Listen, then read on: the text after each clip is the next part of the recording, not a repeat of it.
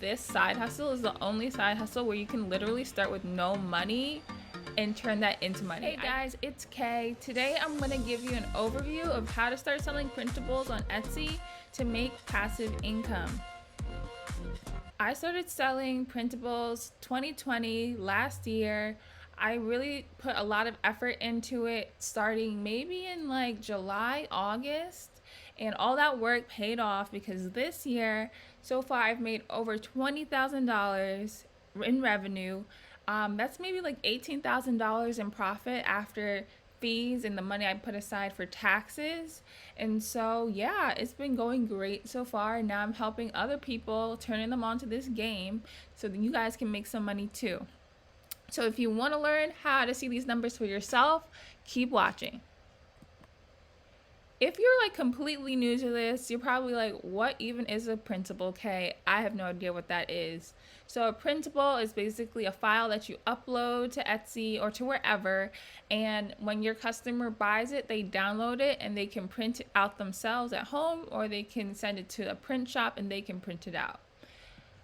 Printables come in all shapes and sizes. Like there's such a range of printables that you can create. These are 3 examples that I sell. So you can sell things like printable planners, fitness planners, social media planners, self-care planners. There's so many different kind of planners you can get into.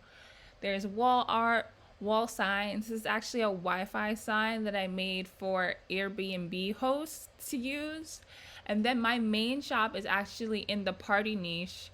So you can do like invitations, party games, banners, like templates. There's so many different things that people need to decorate their party. So, okay, what you should know. So to sell on Etsy, of course, you're in their world, you're living on their land, so you have to pay a fee. So every listing that you put up is 20 cents, and then in addition to that, you'll pay transaction fees and processing fees. But honestly, if you're a beginner, it's so much easier to start on Etsy versus having your own website where you have to like send all of your traffic to yourself, because on Etsy there's built-in traffic, there's a built-in audience. So, this little fee that you pay Etsy, I think is personally worth it. Of course, down the line, you can always start your own website, but when you're first getting started, I think Etsy is the way to go. If you guys want 40 free listings when you open your shop, you can click on my referral link below and you get 40 listings for free. So that's why I say this side hustle is the only side hustle where you can literally start with no money and turn that into money. I think it's so amazing. So I really hope you guys stay along and learn how to do this for yourself. So in my mind, when I start making printables, I always say there's 3 steps. So I have a 3-step method in my mind. The first step is to research and design your product. The second step is to create product mock-ups and your listing photos. And then the third step is to write your listing copy, the title, and the tags. So this first step is kind of like a half step, a 0.5. Research your product, because you don't want to go and spend your time creating a product that absolutely nobody wants, that there's absolutely no demand for. That doesn't make any sense. We're not in the business of wasting our time. So you might like cowboy alien wall art, right? But if nobody else wants cowboy alien wall art, that's a waste of time. So you're going to go onto Etsy and you're going to validate your product idea. You're going to type into the search bar on Etsy like your product idea, see if other people are already selling that item, see the competition. You can also go on to Google Trends or Pinterest Trends if you only want to use free tools and you're not ready to invest in this yet, and see what the trends are. Like, what are people searching for? Because you want to create products that people are already proven to want. So you can also use paid tools. I use a paid tool called eRank to find low competition, high demand keywords. That's what you really want. So you want a product that a lot of people are looking for, but a lot of people haven't created the product yet. That is mwah, golden king. The second step is to design your product on Canva. I am a ride or die for Canva. I absolutely love Canva. It's perfect for beginners like me. Before I started this side hustle, I had absolutely no graphic design experience, and I'm actually terrible with arts and crafts. So I'm like, if I can do this, literally anybody can learn how to do this. I have a link for a 30-day free trial of Canva Pro, which I think you should invest in if you're going to take this seriously. I think it's like maybe $12 a month. I'm not sure, but it's a worthwhile investment if you're going to actually take this seriously. So, yeah, click the link below for 30-day free trial. After you do the first step of researching and designing your product, you're going to have to create some product mock-ups or listing photos.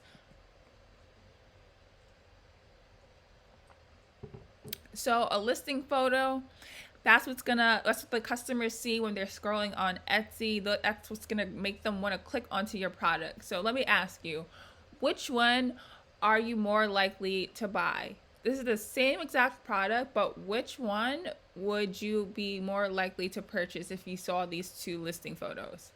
I'm probably going to say most of you, if not all of you, are going to say the one to the right. Just because it's more aesthetically pleasing. You actually see the product being used. You can see what it looks like being hung up on a wall. I'm not going to lie to you guys. My first listing photos, they started out like the ones on the left. They were pretty bad. Like when I look back at it, I was like, what are you doing? But you know what? I rather imperfect action, and I rather it not look completely beautiful at the beginning, but you're actually starting and doing something. So I am making fun of myself for my old listing photos, but you know what? I'm still proud that I actually took action and got started, because without starting here, I couldn't have got here, you know? So yeah, I think I'll do another video on how to create these mock-ups, but that is for another time. Okay, so some quick tips for listing photos. Use the drop shadow effect on Canva. So the drop shadow effect, if you can see how there's a little shadow behind here, whereas here it's just the photo of this on a background. So yeah, it makes it look more realistic when there's a little drop shadow effect. Canva can actually add shadows now. That's a newer feature, which is awesome. Or you can use the smart mockups feature on Canva. That's how I created this pretty mockup over here. It'll literally drag in your product for you. It's awesome. Make it super, super clear in your listing photos that what you're selling is a digital product. So create a listing photo with just text on it that says, please note, this is a digital product. Nothing will be shipped to you, because I can guarantee you will have customers buy your product and then a week later be like, hey, where's my product? When's it coming in the mail? And you'll be like, hey, this is actually a digital product. People don't like to read. So just try to put in as many places as possible that what you're selling is a digital product. And then also, I started doing this more recently. Put your logo or your shop name on your listing photos so people can't steal them. I actually had one instance where somebody took my whole listing photo and printed it out and tried to sell it. And I found it on Etsy, and I was like, girl, you need to take this down. That's my literal listing photo. And I knew it because I had put specific elements that I only used on my listing photos. I was like, girl, take that down. Luckily, she did without any resistance, and so it was fine. Number 3, write your title, tags, and description. So for Etsy, you want to have SEO optimized descriptions. SEO means search engine optimization, and it basically is just you're helping Etsy's algorithm put your product in front of the right customers. And so you're going to want to use long tail keywords in your title, get specific. Instead of just saying wall art, put minimalist country bathroom wall art. That's so ridiculous, but you get what I mean. Be more specific. Describe your products in detail. because if you just put a general keyword in like wall art, no one's going to be able to find your product. Your product is going to be on like the 90th page of the Etsy listings, and nobody scrolls past like the first few pages, so you don't want to live there. Use the main keyword, use that long tail keyword in the first few words of your description, because that helps you show up on Google. Then for Etsy, you get 13 tags, and that's also just to help people find your product easier. So you want to use tags that are relevant to your product. So let's just stick with the bathroom wall art example. If you're selling bathroom wall art, don't put kitchen wall art. Don't put living room wall art as one of your tags. Like, keep it cute, keep it relevant to what you're actually selling, because when people are finding your bathroom wall art, when they're really looking for kitchen wall art, they're not gonna buy it, and that hurts your conversions. And then tell these customers that it's a digital product. You want to just keep reinforcing that it's a digital product so there's no confusion. And then boom, yay, you did it. You created your first digital product. You created your mock-ups.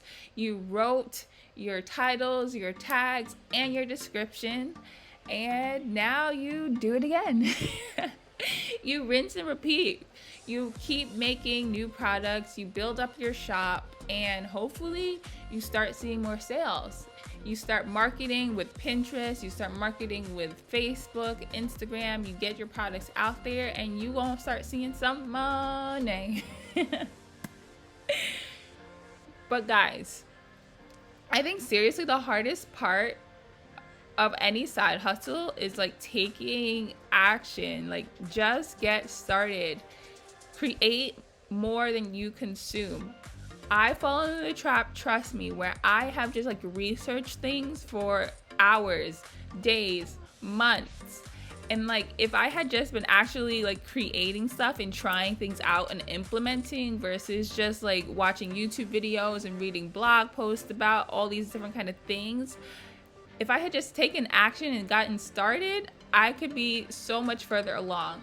So don't keep watching videos all day. Like, you got the basics, so just go do it now. Like, try it for yourself. You're not gonna really learn, and you're not gonna feel like I can do this until you actually do this.